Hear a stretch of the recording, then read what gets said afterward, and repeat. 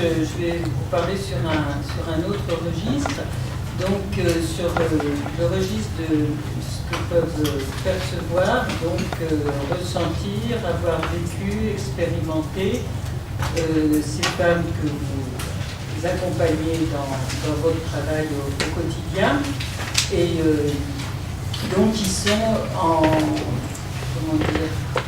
perpétuel décalage, ou plutôt c'est nous qui sommes en décalage, on peut le voir aussi comme ça, entre leurs droits en tant qu'être humain, en tant que femme, en tant que mère, et les difficultés qu'elles peuvent rencontrer pour faire reconnaître ces droits, pour qu'ils soient appliqués. Et cette difficulté, elle a des conséquences multiples. Vous avez donné plein d'exemples, et le dernier exemple, cette dame qui s'est retrouvée pour ne pas être à la rue, à avoir un compagnon qu'elle n'avait peut-être pas choisi, qui était dans le rôle de sauveur en l'occurrence, qui lui a fait un enfant, etc. Toutes ces situations, vous les connaissez, donc moi je vais essayer de vous expliquer comment j'essaye dans mes interventions auprès des femmes, dans un travail de groupe, d'aller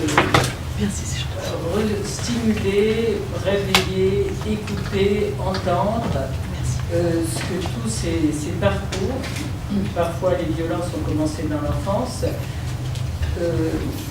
peuvent avoir laissé comme trace dans la personne, dans la perception de son corps, dans la perception de son identité, dans le lien entre son corps et son psychisme, et aussi dans la perception qu'elle a de ce que c'est qu'être une femme dans ce monde aujourd'hui, quelle que soit son origine, sa culture, sa religion. Il y a des choses qui sont communes partout, et de travailler avec ça, avec ce que cette femme, elle porte en elle, avec tout ce parcours, et aussi avec les aspirations des femmes aujourd'hui, qui sont généralement une aspiration à la liberté, à la dignité, à pouvoir avoir une vie privée, et non pas simplement un corps qui est colonisé par les désirs des hommes, de la famille, des projections de la société, des sociétés dans lesquelles elle a pu traverser ses expériences, ou de celles qui la fait. Donc, c'est en même temps très simple, et c'est en même temps complexe, parce qu'il y a plein de niveaux. On peut dire on essaye de traverser une espèce de palimpseste de souffrance, de déni de la souffrance, de violence, de déni de la violence, d'humiliation, d'aspirations et de rêves qui ont été abandonnés ou refoulés, ou à certains moments repris. Et pour traverser tout ça, quand on n'a pas forcément la même langue et le même discours, c'est pas évident. Et donc c'est la question que je me suis posée pour intervenir avec ces femmes. Et je me suis rendu compte qu'en fait, on a quelque chose de très, très simple, qui est le langage du corps, mais le corps a plusieurs langages. Et donc il y a le langage de la voix, il y a celui du regard, il y a la respiration, et il y a quelque chose d'autre qui est de l'ordre de l'empathie, de la qualité de présence, de la qualité d'écoute. Et c'est en même temps des choses basiques, mais c'est en même temps des choses essentielles si on se met à la place d'une personne qui a subi un certain nombre de violences, qui voit ses filles ayant subi les mêmes ou en risque de subir les mêmes, et auxquelles on s'adresse normalement, parce que les choses sont faites comme ça d'un point de vue juridique, administratif, et la personne, en tant que ce qu'elle est, en tant qu'être humain, comment elle se sent perçue, reconnue dans cette obligation qu'elle a de s'exprimer en tant qu'être aussi juridique, voilà, avec son statut administratif, tout ça.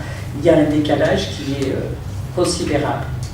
Et moi, ce que j'essaye de faire dans mon approche auprès des femmes, c'est de réduire autant que se peut ce décalage pour que la personne, la femme, la mère, l'enfant qui a été blessé, qui a grandi avec ses blessures qui n'ont jamais pu s'exprimer, se sentent pris en compte en tant qu'être humain.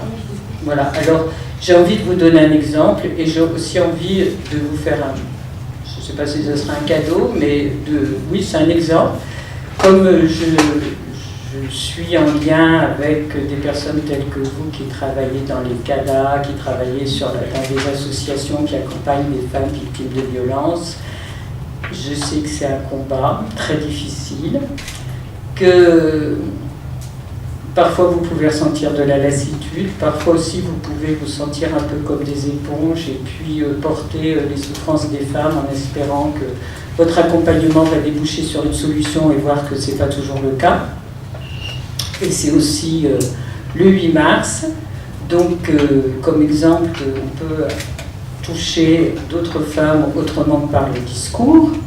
Je vais le faire comme je le fais quand je démarre un groupe. Et après, je vous propose qu'on échange, parce que vous trouverez peut-être ça un peu bizarre. Donc je vais me présenter à vous et faire exactement la même chose que ce que je fais quand j'anime un groupe.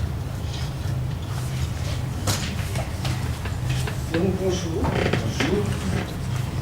Je suis Emma, je suis une femme, je suis une mère, je suis une grand-mère.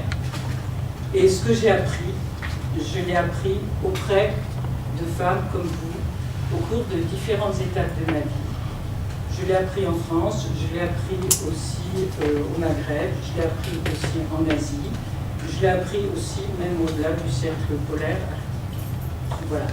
Et en fait, j'ai appris un peu dans le désert, un peu dans la forêt, un peu dans les montagnes, un peu au bord des fleuves, avec des femmes qui m'ont transmis leur savoir sur la vie, sur ce que c'est qu'être une femme. Donc, je vous remercie d'être là avec moi pour partager ce moment. Et comme je ne sais pas quelle est la langue que vous parlez, mais je crois que vous avez un peu compris ce que j'ai dit, je vais vous en dire un peu plus par une langue qui est la langue universelle, qui est la langue du cœur, et qui se chante.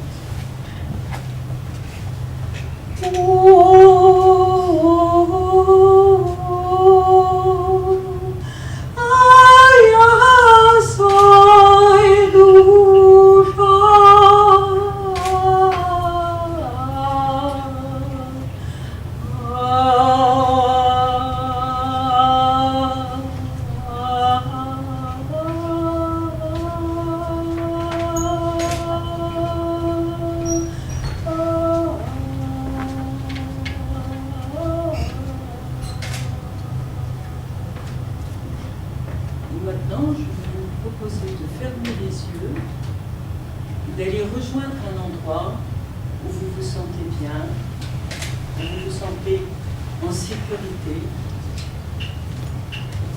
où vous pouvez simplement vous dire que vous êtes un miracle, parce que vous êtes belle, parce que vous avez traversé tant d'épreuves qui sont des secrets en vous, et que vous y avez survécu. Et une fois que vous êtes installé dans ce lieu, dites-vous simplement que vous êtes là en sécurité, que personne ne peut couper le lien qui vous retient à l'univers, que personne ne peut couper vos racines, qui vous permettent de rejoindre la mémoire de toutes les femmes qui ont marché sur cette terre et qui ont transmis leur savoir sur les plantes, leur savoir sur les eaux, leur savoir sur les arbres, sur les animaux, sur la naissance, sur la mort, sur le soin qu'il faut porter aux vieux, aux enfants, aux handicapés, aux femmes qui mettent les enfants au monde. Je vous laisse tranquillement dans cet endroit. Et si vous voulez, vous pouvez simplement toucher votre cœur, le sentir battre, et vous rappeler qu'il bat depuis que vous étiez déjà dans le ventre de votre mère, et que quels que soient les sanglots qu'il a retenus, quels que soient les rires, quels que soient les cris ou les chants d'amour que vous avez pu donner dans votre vie.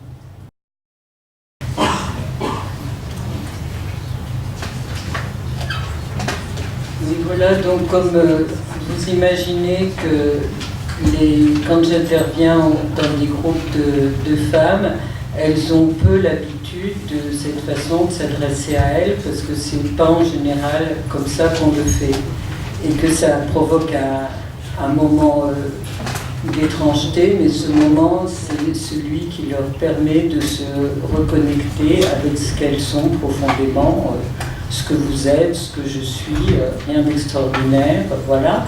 Mais que leur parcours et la façon dont on les accueille ou qu'on ne les accueille pas les oblige, et la façon dont on travaille nous aussi nous oblige parfois à nous couper de ce qu'on est fondamentalement. Et dans la situation, c'est toujours vrai, je pense, mais ça l'est peut-être encore plus dans ce qui se vit actuellement, dans le fait que beaucoup de femmes sont victimes de violences, elles sont littéralement prises en otage dans les situations géopolitiques qui sont celles du monde et qui sont la cause des migrations voilà, telles qu'elles peuvent être vécues par les femmes aujourd'hui. Cet enracinement dans ce qu'on est profondément chacune est absolument essentiel. C'est le rempart contre la folie du monde, c'est le rempart contre la haine et l'amertume vis-à-vis de tout le mal qui peut être fait envers les femmes, envers les enfants. Bien évidemment, il y a des hommes aussi qui subissent la violence, la torture, les menaces, la misère, c'est un fait.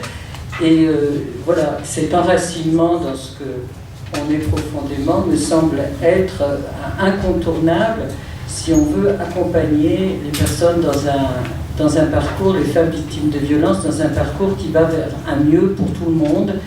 Et cette approche collective de l'accompagnement des femmes victimes de violences est aussi essentielle, parce qu'il y a évidemment les personnes accompagnées chacune par rapport à leur propre histoire, leur parcours singulier, mais si on se prive de la force du collectif, de ce qu'il y a de commun, on peut aussi enfermer les personnes, où elles peuvent s'enfermer, parce que c'est pas de notre fait, mais le fait est qu'elles peuvent s'enfermer dans un sentiment de profonde dépression, parce que des parcours qui sont parsemés de multiples violences, déni de la violence, humiliation, impossibilité de dire vraiment ce qu'on a vécu et pourquoi on a vécu telle situation plutôt que telle autre. Il y a un moment, on arrive dans le non-sens et on peut très bien se dire mais pourquoi tout ça, pourquoi je porte ça, pourquoi je porte cette malédiction, ce parcours, alors que si on parvient à resituer ça dans un moment particulier de l'humanité, de son histoire et de l'histoire aussi de l'évolution du statut de la femme dans le monde, à ce moment-là, on peut relier ça à ce qui se passe aujourd'hui, qui est quand même une prise de parole mondiale des femmes par rapport aux violences et au harcèlement qu'elles subissent. Et si on parvient à faire ce lien avec le collectif, au contraire de s'enfermer dans le sentiment de dépression, de malédiction, d'amertume, qui peut être le fruit d'un regard lucide sur certains parcours, on peut se dire que c'est fantastique de vivre aujourd'hui cette époque où des femmes partout dans le monde se disent voilà, on peut faire avancer les choses par la parole, et la parole, c'est aussi la pensée contre la violence. Voilà, donc maintenant, moi, je ne dirai plus un mot, mais par contre, si vous posez une question, j'aurai plaisir à vous répondre, si j'en suis capable. Merci, Emma, pour les amis, Madame Bornébus. C'est à vous maintenant. Il y a un micro. Ah, il ne faut pas le garder, hein, on peut. La prise en charge collective, elle dure combien de temps? Comment réagissent les femmes à votre présentation? Comment ça se passe? Alors, la prise en charge collective, c'est en lien avec des associations ou des structures d'hébergement pour les femmes. Et elles réunissent un groupe en leur disant, voilà, il y a une dame qui veut vous rencontrer. Et donc il y a un certain nombre de séances. C'est à fixer ça avec la structure. C'est bien, on va dire qu'une dizaine de séances, c'est bien pour installer un peu les choses. Et cet après-midi, vous aurez des témoignages, deux témoignages de personnes qui ont participé à ces groupes, ou en tant qu'observatrices, ou en tant que structure, ou vraiment en tant que participants. Donc vous aurez plus d'éclairage. Et ça dure 2 heures parce que effectivement, je commence toujours par mettre les personnes dans un état, c'est un peu de l'hypnose, mais qui leur permet de se sentir bien, d'éliminer un peu le stress qu'elles avaient avant d'arriver dans le groupe. Donc ça fait baisser la respiration, ça fait baisser la tension, ça fait créer aussi quelque chose de liant dans le groupe. Et après ce premier moment, on a un moment d'échange de paroles. Et comme souvent les personnes ne parlent pas toute la même langue, ou que c'est plutôt moi qui ne parle pas toutes les langues, c'est un fait qu'on ne part pas sur des grands discours, mais il y a dans la posture des gens, c'est pour ça que je voulais appeler mon intervention le langage du corps, dans la posture des gens, dans leur regard, dans la façon dont elles respirent, il y a beaucoup de choses qui se disent. Et on peut tout à fait travailler là-dessus, et c'est possible avec le groupe. C'est un langage que tout le monde comprend.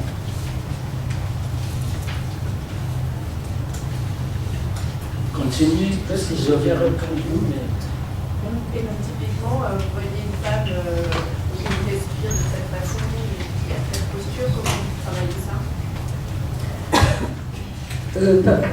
Je vais donner des exemples parce que ça ne se passe jamais 2 fois de la même façon. Par exemple, dans un groupe, dans le CADA de Stein, un CADA de transfert d'asile de Stein, avec un groupe de femmes, il y a une femme qui est arrivée dans le groupe, on voyait que ça se retenait de ne pas pleurer. Ça se voit quand quelqu'un n'est vraiment pas bien et que, bon, elle se dit non, il ne faut pas que je pleure. Et voilà, il y avait le groupe et elle était un peu voûtée, tout ça. Donc moi je lui ai demandé si elle avait froid. Elle m'a dit oui, je ne suis pas sûre qu'elle avait froid, mais donc je lui ai mis mon manteau sur les épaules. Et j'ai dit aux autres qu'on voyait qu'elle n'allait pas bien. C'est vrai, peut-être on va lui chanter quelque chose. Et donc j'ai proposé aux femmes de chanter chacune une berceuse dans leur langue, une berceuse qu'elles connaissaient. Donc les femmes ont chanté chacune une berceuse, c'était très émouvant parce que la personne qui était très mal, elle savait que c'était pour elle. Et petit à petit, elle s'est mise au milieu du groupe. En fait, je lui ai proposé de se mettre au milieu du groupe et on a fait cercle autour d'elle, assez proche, mais sans la toucher, en lui chantant une berceuse. Et du coup, enfin chacun... Et puis après, nos voix se sont mélangées. J'ai dit aux femmes, on peut mélanger toutes les langues, ça va s'harmoniser, c'est pas... Donc ça a fait un chant qui était unique pour elle. Et la femme, elle s'est un peu lâchée. D'ailleurs, elle a pleuré. Et après, moi, j'ai rien eu à faire. Le groupe s'est rapproché. Et tout doucement, en chantant, on a bougé comme ça, comme si on l'a bercé. C'est-à-dire, le groupe, il s'est mis à se mouvoir. Et elle s'est complètement laissée aller dans ce groupe. Et après, quand elle est sortie du groupe, elle a regardé chaque personne avant de sortir du groupe. Bon, moi, je donne un peu des indications, hein, bien sûr, je suis là quand même pour mener les choses. Donc, elle a regardé chaque personne qui lui avait chanté une berceuse dans sa langue, et elle l'a remerciée dans sa langue, mais c'était, on comprend, il n'y a pas de souci, en la regardant dans les yeux. Moi, je dis bien, regardez-vous dans les yeux, elle l'a remerciée de bien regarder, voilà. Et puis, après, elle est revenue à sa place dans le groupe, et on a fait quelque chose d'autre avec une autre personne. Et quand elle est repartie, elle n'avait plus du tout elle n'avait pas la même posture, et puis elle a fait un grand sourire, mais tout le monde était vraiment enchanté, parce que tout le monde avait participé à lui apporter de la compassion et de la force. Et c'est vraiment, j'essaye vraiment de travailler avec ce que les gens, ce que les femmes qui sont là portent et apportent. Et par exemple, dans un groupe où on sent, il y a des personnes qu'on sent très fragiles, très faibles, et aussi on sent certaines personnes qui ont beaucoup de force. Et dans ce groupe, je ne sais plus si c'est dans ce groupe ou un autre, mais il y a un moment, je sentais plusieurs femmes qui je leur ai demandé de chanter. Quand elles chantaient, il y en avait qui avaient à peine de la voix, très fluette, qui n'arrivaient pas à sortir leur souffle, à sortir leur force. Et il y avait une dame qui était un peu plus comme ça. Alors je lui ai dit, oui, je sens que vous êtes un peu comme moi, vous savez aussi sortir la force des femmes, tout ça. Et donc je leur ai montré qu'on pouvait chanter très aigu, mais aussi chanter très grave, avec la voix des hommes et tout ça. Et puis on a commencé à rugir un peu, on a fait les femmes dans la forêt, tout ça. Et cette femme, à un moment, elle a vraiment sorti une puissance en chantant, en poussant des cris, mais incroyable. Et voilà, après, c'était... Tout le monde a ri, mais tout le monde se disait, ben oui, voilà, cette femme, elle est là, et c'était un peu comme une grand-mère qui montrait qu'elle avait de la puissance et que malgré tout ce qu'elles avaient subi, on pouvait avoir de la puissance. Et donc, c'est des choses qui se communiquent selon chaque groupe. On travaille aussi avec le toucher. C'est-à-dire les premières séances, je travaille beaucoup avec la voix, avec le regard, avec la respiration. Et au fil des séances, il y a une complicité qui se crée entre les femmes, qui fait qu'on peut commencer à travailler avec le toucher. Et il y a un groupe de femmes qui se sont dit oui, avec Emma, en fait, ce qu'on fait, c'est du hammam sec. On ne peut plus cette expression. Et donc, au bout de plusieurs groupes, il y a des groupes où les femmes, elles se mettent en cercle et toutes, elles se massent les unes les autres. Les pieds, tout ça, moi je chante, voilà. Mais il y a aussi parfois des femmes qui pleurent parce qu'elles se souviennent de choses comme ça, qui sont difficiles. Et le fait de pleurer au milieu des autres et de savoir qu'on est là pour les consoler, c'est moins dur que de pleurer toute seule dans sa chambre parce qu'il n'y a personne qui peut me comprendre ou écouter ma souffrance. Je ne sais pas si j'ai répondu à votre question. Alors, on ne va pas faire un duo, hein, sinon il va continuer. Mais on va voir.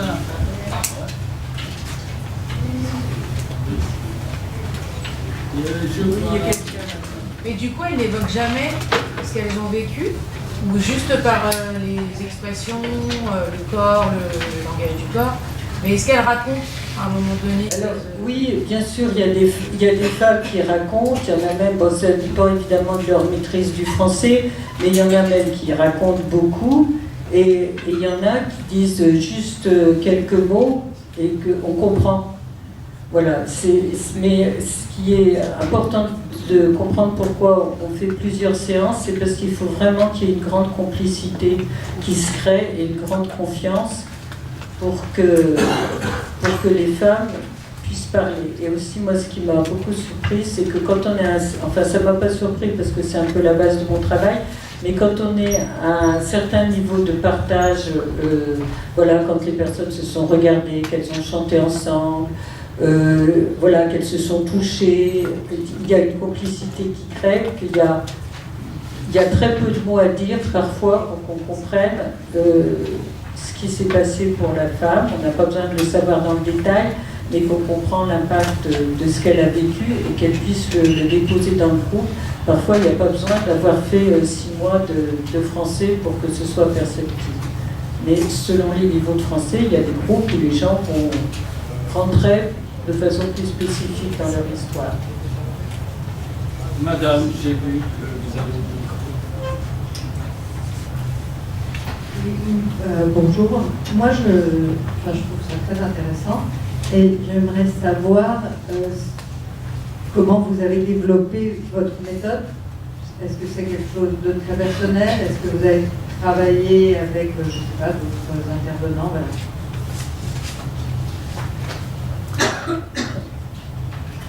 Alors, comment j'ai développé ma méthode? Il y a plusieurs choses. Il y a un travail sur moi, parce que j'ai co-animé pendant plusieurs années avec un thérapeute. Je travaillais spécialement sur la voix, mais aussi sur l'ensemble du corps.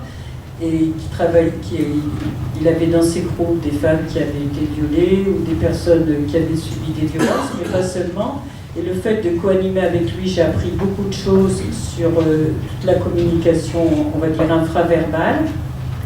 Et bon, donc, moi, j'ai suivi des ateliers avec lui aussi, en groupe et personnel, donc j'ai eu le temps de prendre du recul et de maîtriser moi-même mon potentiel de communication voilà, avec le langage non verbal. Donc ça, c'est une partie importante de ma formation. Et il y a aussi une réflexion sur des expériences que j'ai vécues, puisque je me suis trouvée à différents moments de ma vie dans des situations où le français ne me servait à rien. Je pense que je parle assez bien français, mais ça ne me servait strictement à rien. Et dans des situations, c'est d'autres femmes qui m'ont aidée et avec lesquelles j'ai partagé des choses très importantes. Donc, du coup, c'est vrai que cette expérience, ça m'a apporté la conviction profonde qu'il y a des choses qui peuvent se communiquer même si on n'est pas sur la même langue, et aussi de s'entraider. Pas simplement communiquer, c'était pas un échange d'idées, c'est vraiment des gens qui vous aident profondément là où vous en êtes, dans vos difficultés, et ça sans qu'on ait ni la même religion, ni la même langue, ni forcément le même aspect physique, tout ça. Donc ces expériences, elles sont très précieuses pour moi, parce que si on n'a pas cette conviction très profondément, c'est difficile de se lancer comme ça dans un groupe avec des gens qu'on ne connaît pas. Voilà. Donc il y a ça, et puis il y a aussi que, évidemment, je m'intéresse à l'anthropologie de la santé, et que j'ai aussi eu la chance de rencontrer et même d'expérimenter des méthodes de soins très différentes de celles biomédicales. Par exemple, j'ai pu être soignée dans une clinique de Qigong à Shanghai, et c'est une expérience, je sais que c'est vrai, l'histoire de la puissance de l'énergie, par exemple. Ça, c'est des choses que j'utilise quand je suis en groupe, même si moi, je ne suis pas formée, je ne sais pas, à un niveau qui permettrait de travailler dans une quelconque clinique de Qigong. Mais le fait de l'avoir expérimenté, c'est très important. Je vais vous donner un exemple. Voilà, j'étais très très malade, et c'est une amie chinoise qui m'a emmenée dans cette clinique. Et voilà, j'étais allongée sur un truc, bon là, et le médecin qui me soignait ne m'a pas touchée. Mais par contre, il mettait simplement ses mains à certains endroits de mon corps, et j'ai senti des organes qui étaient complètement bloqués chez moi, qui s'ouvraient, mais j'ai vraiment senti mes organes comme une fleur qui s'ouvrait, avec une perception de jouissance absolue de reprendre vie. Alors qu'il n'y avait aucune médication, même pas un contact physique. Donc moi après j'ai échangé avec le médecin, parce qu'il y avait une amie chinoise qui était à côté de moi qui traduisait, parce que c'était quand même étrange pour moi. Et c'est vrai que c'est des choses, ça donne confiance, parce qu'on se dit, des personnes qui ont vraiment été marquées par des traumatismes ou des choses comme ça, si on arrive à les atteindre dans vraiment, dans leur énergie, dans leur profonde, eh bien, on peut restituer des choses au niveau de la vitalité de la personne qui sont fabuleuses. Donc c'est aussi, si on n'a pas cette conviction et qu'on est devant quelqu'un qui est visiblement en pleine détresse psychologique et physique, on va penser plus quel médicament, quelle analyse, combien d'années de psychanalyse, que de se dire, non, on a en soi une énergie qui peut soigner. Je ne suis pas en train de vous dire que je suis une guérisseuse, mais c'est des expériences qui sont fondamentales pour que j'ai eu un petit peu le culot, je veux dire, d'essayer cette pratique. D'autres questions? Sinon, à Migration Santé, on était les premiers, sinon parmi les premiers dans les années 90, à utiliser l'art-thérapie. Vous avez entendu parler de cette méthode, c'est de guérir ou accompagner par l'art. Et puis on a utilisé aussi, et pendant longtemps, c'était le théâtre de groupe. Par exemple, on prend un sujet, il y a plusieurs personnes, et là vous le connaissez, par exemple ici, on peut faire simuler une pièce de théâtre avec une personne, il se lève, il participe. L'essentiel, c'est un petit peu de se retrouver dans une situation agréable. On va faire la fête, c'est qu'on va aller en vacances, c'est que l'endroit où on est, il est stressant, il est quotidien, c'est la routine. On va se retrouver dans un autre espace où on se retrouve assez à l'aise. Donc voilà, c'est un petit peu toutes ces situations qui peuvent se compléter. Oui, alors Voilà, je vois un doigt, madame. Il y a un micro donné. Non, bah, je vais pas aller fort. Je voulais savoir comment étaient constitués les groupes. Est-ce que c'était des groupes en règle générale quand vous intervenez dans les structures? Oui, je voulais savoir d'une manière pratico-pratique comment étaient constitués les groupes quand vous intervenez dans des structures. Est-ce que par exemple il y a c'est sur la base du volontariat des femmes? Est-ce que c'est que des femmes victimes de violences ou est-ce qu'il y a des groupes mixtes? Est-ce que voilà, des questions plus pratico-pratiques sur le terrain, comment ça se passe? C'est pas j'anime aussi des groupes mixtes et même des groupes pour des hommes, puisque c'est des hommes qui viennent là quand je fais la permanence à la Cité de la Santé. Mais par rapport à l'accompagnement des femmes victimes de violences, c'est des groupes uniquement de femmes. Par contre, c'est important de ne pas les définir quand c'est volontaire, bien sûr, mais souvent les personnes, les intervenantes, les accompagnatrices sociales, les intervenantes sociales dans les cas-là, elles disent plutôt cette femme, je sens que ça va vraiment pas, que ça lui ferait du bien de venir à ton groupe, donc elles disent ça serait bien, vas-y et tout ça. Bon, c'est pas une injonction, mais voilà. Il y a aussi, elles ne se contentent pas de mettre simplement une affiche groupe bien-être avec Emma Bornibus, parce que ça risque de faire un gros flop. Il faut aussi des relais pour expliquer aux femmes que voilà, ça fait bien qu'elles les fassent. Et c'est important que ce ne soit pas spécifié, que ce soit pour des femmes victimes de violences, parce qu'il y a beaucoup de femmes qui ont subi des violences et qui s'est refoulé ou qui ne... Voilà, c'est pas forcément bien que ce soit identifié comme tel, et en plus, c'est bien aussi en termes de prévention. Parce qu'à un moment où les femmes vont toucher leur puissance, leur vitalité, leur source de guérison, et voir qu'on peut parler de tout et on peut échanger sur pas mal de choses, eh bien, c'est toujours bon à savoir.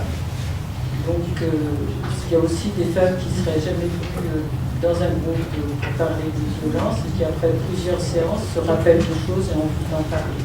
Puis, j'ai pensé qu'il y a quelque chose dans ces groupes que je trouve intéressant et dont j'ai oublié de vous parler, c'est que sur plusieurs séances, on arrive assez facilement à ce que les femmes, elles proposent des techniques qu'elles ont de leur expérience, qui leur est venue de leur généalogie, qui leur ont été transmises pour aller mieux. Par exemple, pour s'endormir, même si on est stressé, bon, différentes choses aussi au niveau des automassages, au niveau de certaines choses qu'on peut, de tisane, de ce que vous voulez, toute forme de choses qui participent au bien-être et aux soins, et que du coup, il y a aussi dans ces groupes, c'est aussi le moment où on revalorise, où on se souvient, où on se ressaisit de choses qui ont été transmises et qu'on a oubliées, ou qu'on se dit non, ça n'a pas de valeur. Et comme c'est proposé par une animatrice de partager tout ça, ça reprend de la valeur et ça permet aux personnes de se ressaisir de potentialités qu'elles ont pu oublier et de les partager. Donc ça, c'est un aspect qui est aussi intéressant. Et moi, j'apprends beaucoup aussi des femmes dans ces groupes de ce fait. Encore à vous, il y a un micro. Mais je rappelle, ces séances se font dans le cadre de Migration Santé. Si vous avez des idées, on peut les mettre, comme celle-là. D'accord? Et puis si vous avez des CADA, là, dont vous m'avez parlé, vous pouvez contacter Madame Myriam Savoie, la responsable des actions de terrain, et mettra avec vous des séances de ce genre. On parle, c'est participatif, on se retrouve dans l'équipe, et puis on parle un petit peu des demandes, et c'est comme ça qu'on arrive à des situations comme ça. Donc on est passé par l'art thérapie, par le théâtre des groupes, et maintenant on est à ce stade de ce dont vous parle Madame Bornibus. À vous, Madame. Oui, bonjour. Éducatrice du coup en CHRS. Je voulais savoir, j'ai deux questions. Vos séances, elles se passent plutôt le matin, l'après-midi du soir. Vous avez des femmes pour savoir les sentiments, c'est pas forcément les mêmes à chaque moment de la journée. La deuxième, c'est qu'est-ce qu'après ces séances vous proposez pour les femmes? Bah là, je peux anticiper. Par exemple, un Migration Santé, c'est en contact avec vous. C'est un truc de quels sont les horaires, on peut toucher les femmes. En général, c'est suivant les besoins. Et puis nous, le temps que l'on peut réserver.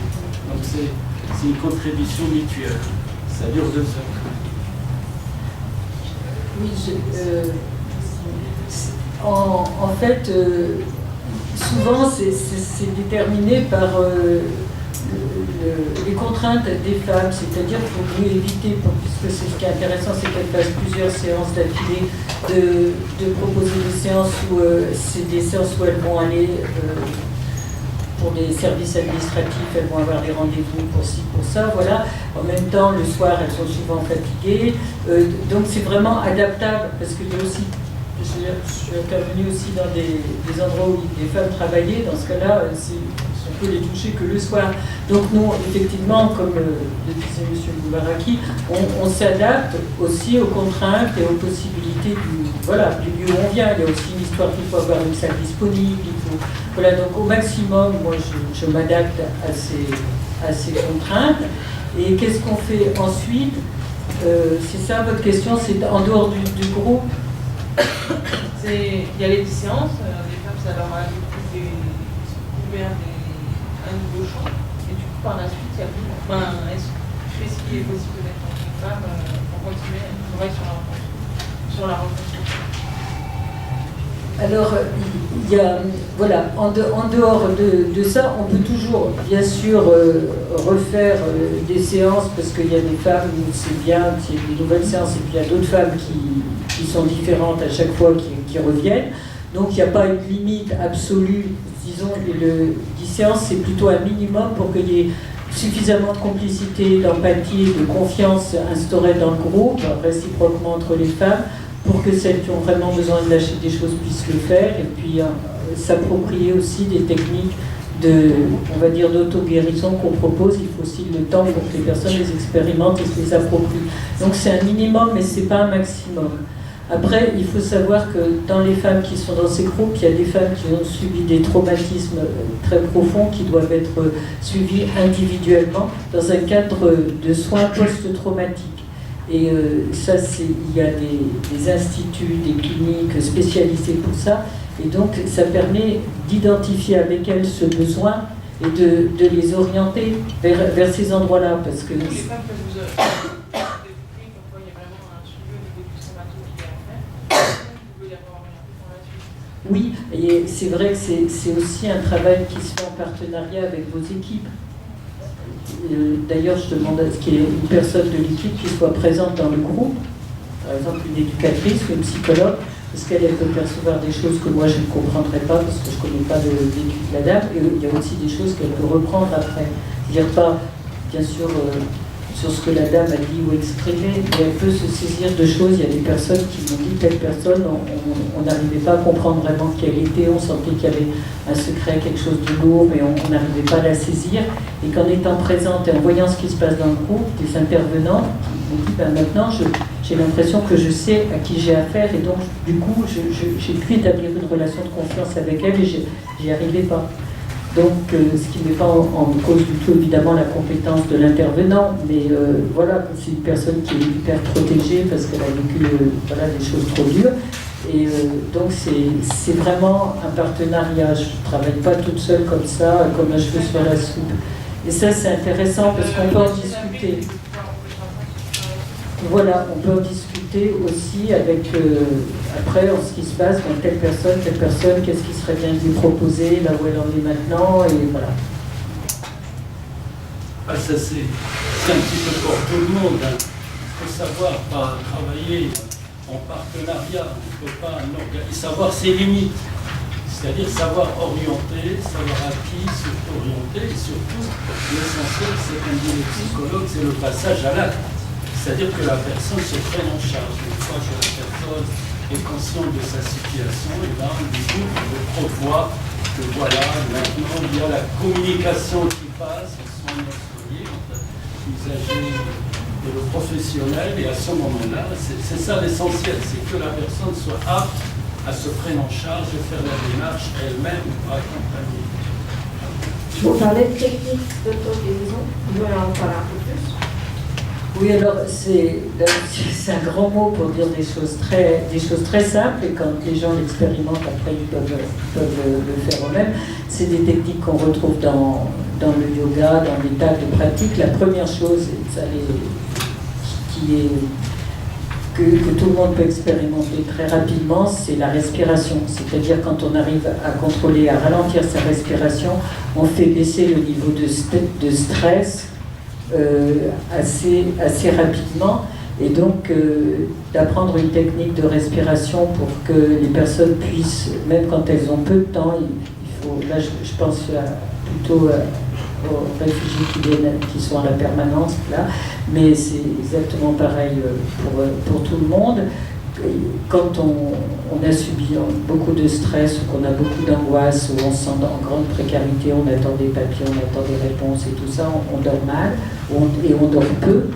Et du coup, la respiration permet déjà que le temps de sommeil soit beaucoup plus réparateur, et puis aussi de moins perdre de temps pour s'endormir, mais aussi de contrôler... Quand les traumatismes, ils peuvent revenir, les chocs traumatiques, ils peuvent revenir à la mémoire pour plein de situations différentes. Une affiche, un mot, une expression, un ton de voix, une odeur. Et la personne, à ce moment-là, elle se sent submergée par un sentiment d'anéantissement, de perte de personnalité, d'anéantissement. Et si elle arrive à contrôler sa respiration, quand elle sent ça, elle peut ne pas perdre pied. Et voilà, rester elle-même et voir ce qui se passe, mais justement ne pas se sentir submergée. Et dans la respiration, il y a une technique qui est très importante, je vais vous la donner, vous allez voir, c'est très simple et ça peut vous servir. Ça permet vraiment d'améliorer son état de santé générale. C'est de respirer très lentement en évacuant tout, c'est-à-dire vraiment comme un ballon qui se dégonfle jusqu'à ce qu'il n'y ait absolument plus rien, ce qu'on ne fait jamais dans la réalité si on n'y prend pas attention, et de rester quelques secondes en apnée avant de reprendre, de re-respirer. Si on fait ça ne serait-ce que 3 fois par jour, déjà on nettoie énormément de stress et de traces négatives, toxiques sur le corps. Donc déjà je leur apprends ça.